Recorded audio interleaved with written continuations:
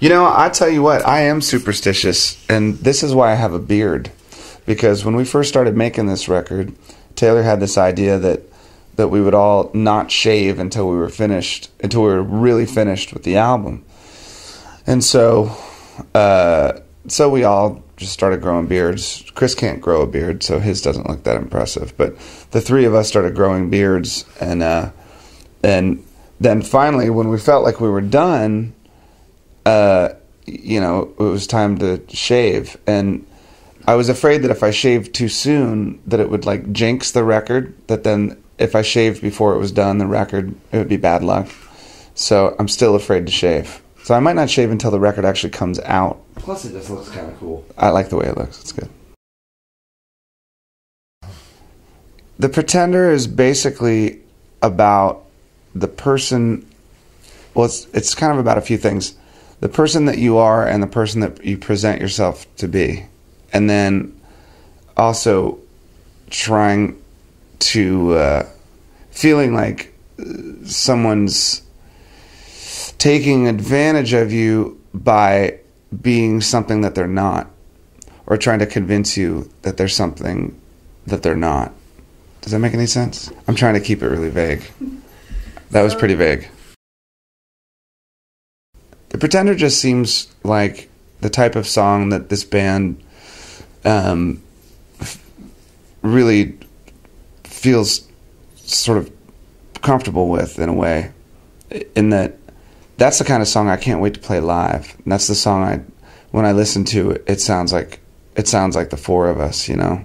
It sounds like the way we hear music, and it's just got an energy or an urgency to it that's, you know, it sounds like a band that has been writing and playing songs in a basement or a garage for a long time. Like, it's the type of song that I've always loved listening to, so I feel connected to it that way.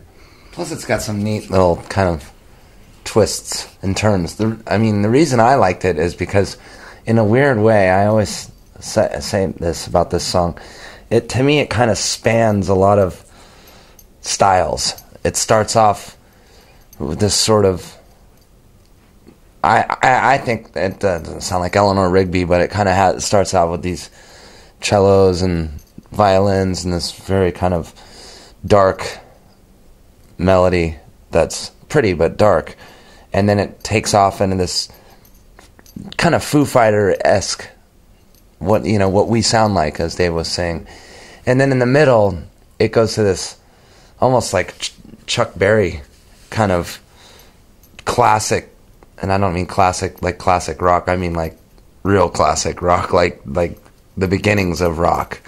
So to me, it kind of has this arc that kind of covers, to me, everything from old to, I don't know. To me, it's got varied styles in it. Yet it's all part of just like a good Foo Fighter type song, you know.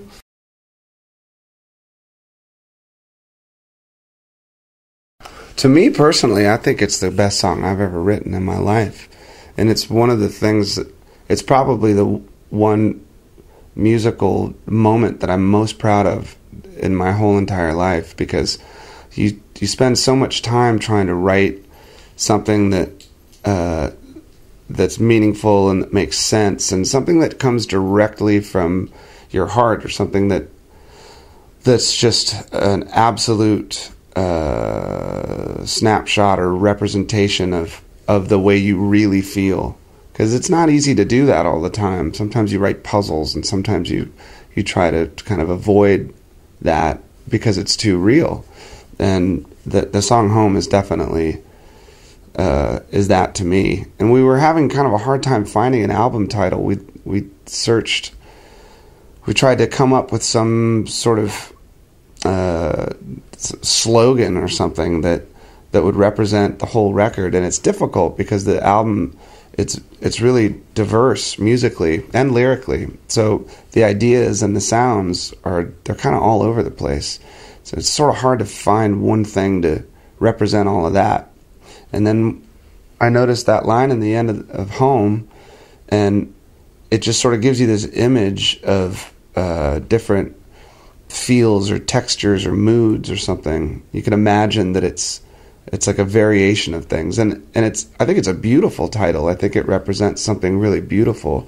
And when I hear our record, even in the powerful, like loud, aggressive moments, I think it's really beautiful because it's a really natural sounding record. There's obvious moments of sweet melodies that are beautiful and piano stuff that's beautiful, but from the first song to the last song, I think it's a beautiful record, and I think the title says the same thing.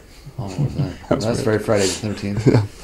There's a fucking ghost. Yeah, I agree that the title represents kind of the dynamics of the record, and the record's kind of the most almost sort of, for lack of a better word, like almost the most kind of schizophrenic record that we've ever made, you know? Because the last record we did, we definitely sort of compartmentalized the you know, the directions of that album was more like bipolar. Yeah. This one's just like multiple personality. Mansions. No. Well, I think that lots of good help. The idea of home shouldn't be so literal that it means like an actual place, like an apartment or a house or a building or something. Home. I feel at home. I could feel at home anywhere as long as I have the comfort of like my family and love around me.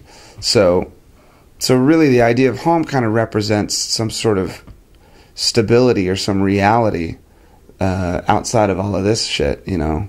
The home sort of, it's more about that one thing that makes you feel like the person that you are, or just a reality, you know.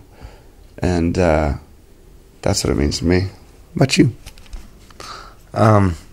Yeah. There you go. I would say I would agree with that. And Nate? Next. Next question. Okay. I think Dave said it all right there. He's our spokesperson. Yeah. For our feelings. Spokesmodel. Well, I think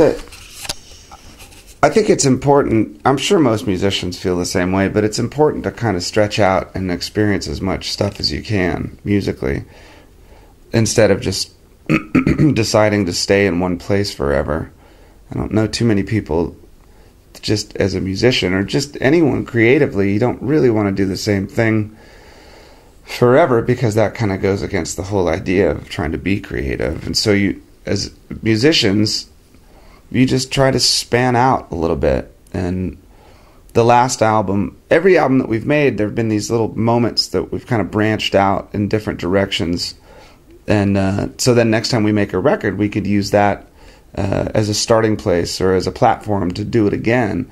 So eventually, over time, you have this really wide range to work with.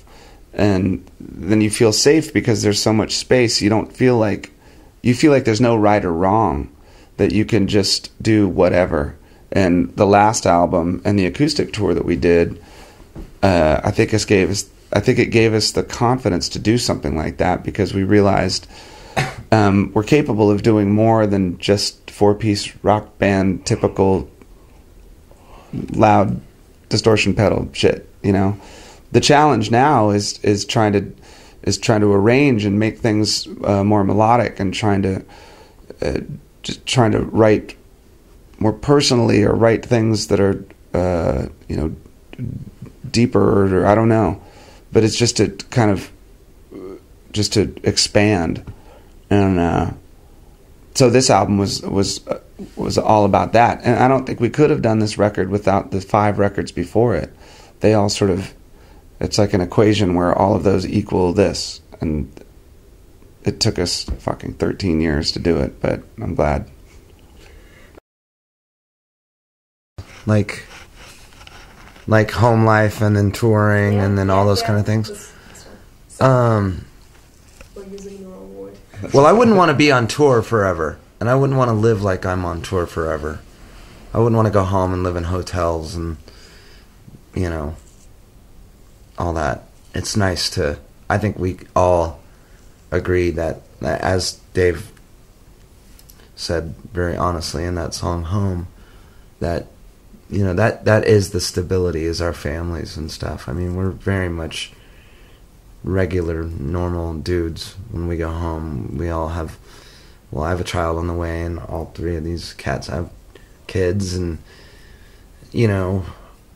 like real normal, stable, good home lives, Oh, it would be if we couldn't make music. Now, if we're not on MTV in 5 years because we're old and ugly, we'll deal with that. It's happening now. Yeah, it's already happening probably. But, I mean, making music, if someone said you cannot make music anymore, yeah, my world would be over to a certain degree. I don't know how. And I think we all because you feel get that way. You get the itch. You're talking about these contrasts. You're home for a while, and it's great, and you're loving it, and creating this life with your family and friends and whatnot. But because of who we are, you get this like an itch. Like you got to go out on the road and travel, and play music and experience this thing that we've been doing for the last 13 years. It's important. Chris, let's have Chris. Let's get a good answer from Chris. All the way down. Why did I start to make music? Well, I grew up with older brothers that were already into music by the time I was born, so it was just, I was always surrounded by music. It was just a constant, and that's all I ever cared about. So I think it was a natural progression, to start playing the guitar, and then I started playing with my friends, to play our 9th grade talent show, and that was fun. And it didn't take me too long to figure out that if you played in a band, you could meet girls and get free beer. But that was not the original intention, but that certainly lubricated my motivation past a certain point. You know what I'm saying? Next. Well, I guess about a year and a half ago, there's a diamond mine in Tasmania, in Australia, in a little town called Beaconfield, and they had a mine collapse, and there were 3 people that were trapped in the collapse. One of them died, but these 2 guys were survived, but they were trapped, and so after a few days, they finally contacted them. They couldn't get them out yet, but they contacted them, and they said, until we get you out, is there anything that we could get you to help? And, they asked for water and food, I'm sure. But one of the guys said, hey, could you get me an iPod with the Foo Fighters In Your Honor record on it? And so someone from Australia emailed me and said, I don't know if you're aware of what's going on down here, but then they told me the story, and I was really, really touched, It was really moving to hear that something that we do, that we consider really just this little thing, like we don't consider what we do to be like a religion or some massive super group. We still feel like we're just a band, but to hear that it could help someone in that kind of crisis to like survive halfway around the world, like it was a big moment for me, feeling like that maybe I had done something good with my life, for just in that one moment. Maybe I had done something that actually helped someone else. And so I wrote them a note, and I just said, hey, I hope you guys are doing good, and I hope the music helps you through the tragedy. And when you come out, come to a show, and we'll have some beers, and we'll hang out.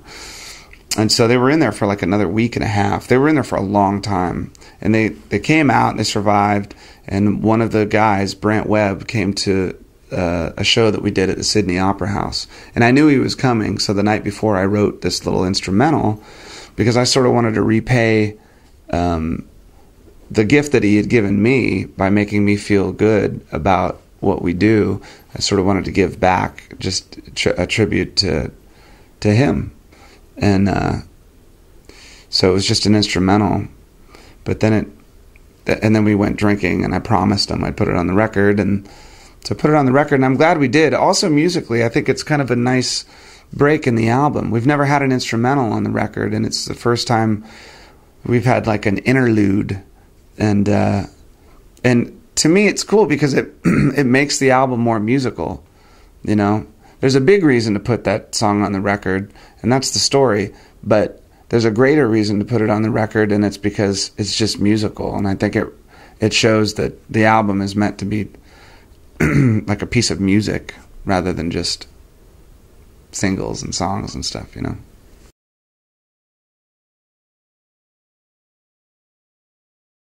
Well, you imagine, like, you know, when you're 12 or 13 years old and you discover AC/DC and Kiss, and then you start listening to punk rock, and you listen to, like, really fast, crazy fucking hardcore music, and then you discover death metal and acid and whiskey, and you just want, like, shit that's, you know, as crazy as it can possibly be. Like, you want to find the music that's the most fucked up sound you've ever heard in your life.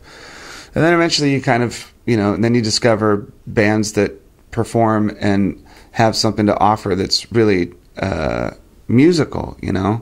And it's just like maturing as a person, I guess, that you know, you go through these adolescent periods where you know, you're growing up and you're becoming a man, or you're angry at the world, and then, you know, you settle into your hedonistic fucking, you know, drug teen years or something, and then eventually you realize that there's a bigger world out there.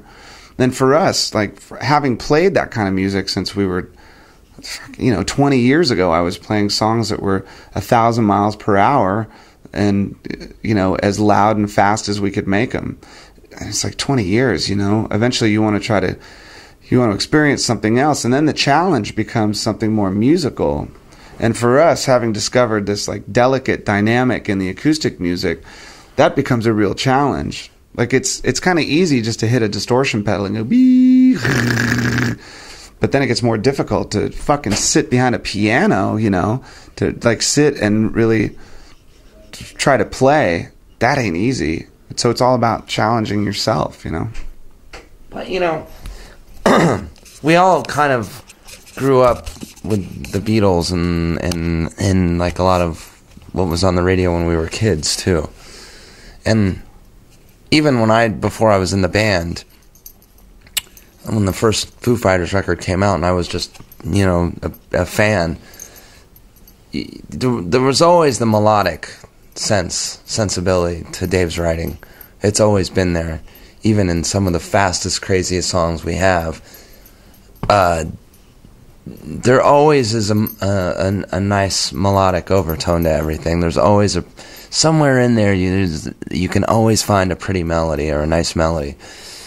So I think it made sense eventually to really start exploring that dynamic. So some of those pretty melodies could really come to the forefront and not be hidden behind a wall of distorted guitars all the time. I mean, I think we'll always enjoy playing hard rock or whatever you want to call it as, but now it's the playing field is wide open now. Ever since we did the acoustic record, and there were always the little elements, you know, and Nothing Left to Lose. There was Ain't It the Life, and there was, like, you know, there's always been little hidden little elements in the records, but now we can kind of utilize that even more and feel comfortable about it. And I think it was going out and doing that acoustic tour where we did get positive feedback from people, and they did say, "Yeah, we do like this side of your band almost just as much as the other side, you know, of your band, which is, you know, bash your head in rock, you know." So I'm glad, because it opened up so many doors, and with songs like "Come Alive," like that's a band I always dreamed of being in, as a band that plays a song like that, because my favorite songs from my youth and, like, just growing up as a music lover and a musician were those sort of songs that kind of took you on a trip, a journey, or so to speak, where it did start somewhere and there were quiet moments and it builds and it's like, it kind of tells a story musically. Maybe not lyrically definitively, like this is the story, you know, but in musical terms, even that song without vocals to me is like almost like a classical piece of music, and not to sound pretentious, you know, but like it's got a good, it starts somewhere and goes somewhere in the middle and builds, and there's tension, and that's the stuff I loved growing up, you know. So I'm really happy and proud to be in a band that gets to do music like that now, you know. That sounds silly, but No, it doesn't. How do you feel about it, T? well, Let's see. Let's get into the real Taylor Hawkins here. it's a moment of triumph, really. I now realize that we are, without a doubt, geniuses. Ooh, bold statement. Wow. Yeah. Was that in question before? It wasn't my house. No, what was the question? My feelings. I'm feeling a little vulnerable right now. Feelings about that. No, I think it's one of our best records we've ever made. No question. And we say that every time. Because when you do finish a record, you do feel like it's the best record you ever made. You have to, kind of. Because if you don't, then you're not done. You know? And I remember at one point when we were working on the first version of One by One, and I remember us not thinking it was good. And I remember Dave saying, after we eventually did a version that we felt was good, and I remember Dave saying how awful it would have been to go around doing this sort of thing, you know, talking about your record, and if you didn't feel good about it, you know. And I feel really good about this record. I think it's expanded on a lot of ideas that we touched upon, and I think it's the most diverse yet compact record we've made, and it even opens up more doors for more records. So I'm just excited that we're moving forward instead of just kind of treading water. I really feel like musically we are moving forward, and that's a good feeling, especially for a band that's made, for this day and age, a lot of albums and been around for a pretty long time. So I feel really good about it.